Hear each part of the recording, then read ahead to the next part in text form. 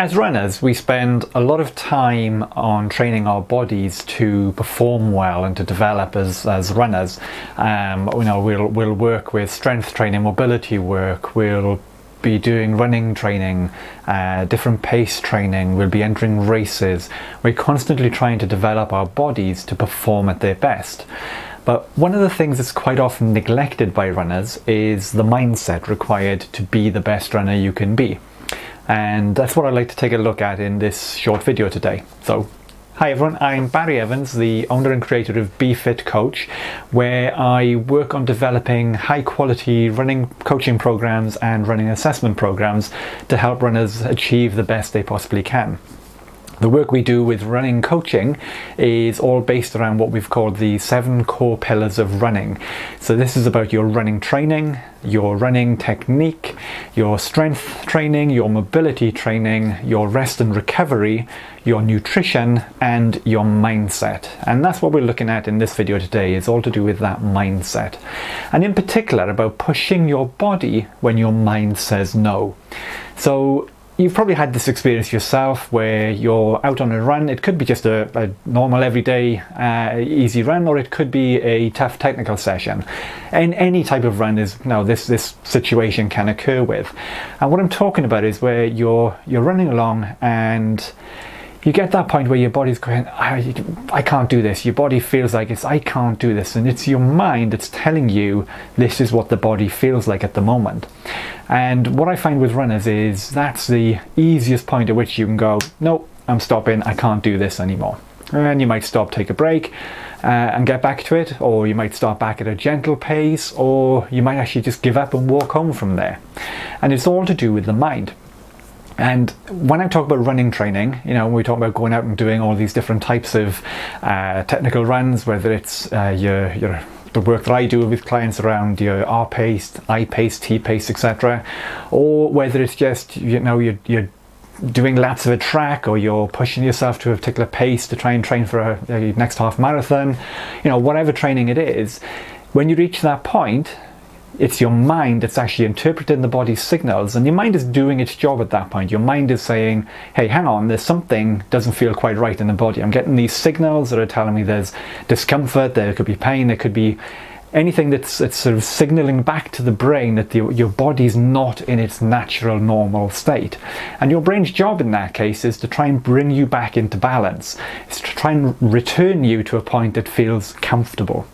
And by doing that, what it's doing is reading those signals and saying to you, hey, we need to slow down, we need to stop, we shouldn't be carrying on like this, we're struggling, there's a problem. And in training your mind, what you're basically doing is the same as you do with any sort of training, like whether it's R-pace where you're pushing your anaerobic threshold, or T-pace where you're pushing your lactate threshold. It's all about hitting that point where your threshold of your mind is, in this case, where your mind is saying, hang on, there's something's not quite right here. And if you go beyond that, it's typically the point where you go, nope, can't do this, and you shut down.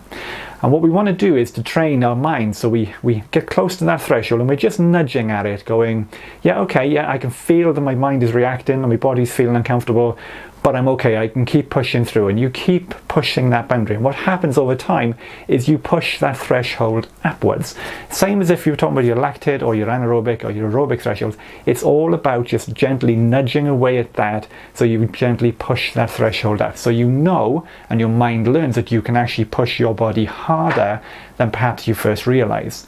And in doing that, over time, you improve your mindset that you're now able to push further, harder, cope with more discomfort in the body before you reach that point of giving up. Now, this is something that's quite fundamental to the mindset pillar in our core pillars of running.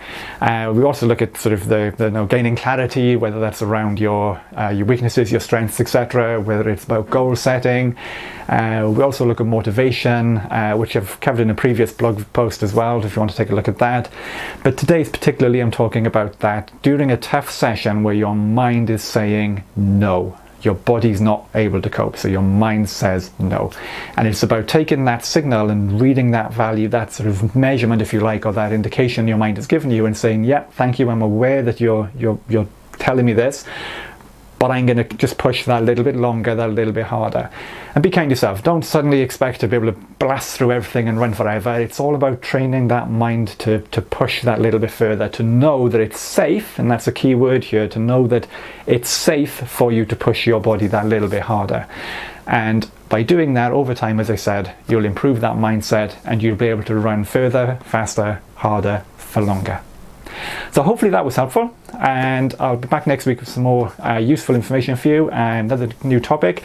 But for this week, think about that mindset, think about how your mind is reacting to your body out on a run, and just look at what can I do just to push that a little bit further and just drive that a little bit harder to get through this, go that a little bit longer and achieve that a little bit more. And over time, those little changes will make a massive difference to your running. Okay, love it if you could leave any comments down below. I'd love to hear from you. I always love hearing about my runners' experiences. So anything you want to share, please do. And I'll see you again soon. Bye for now.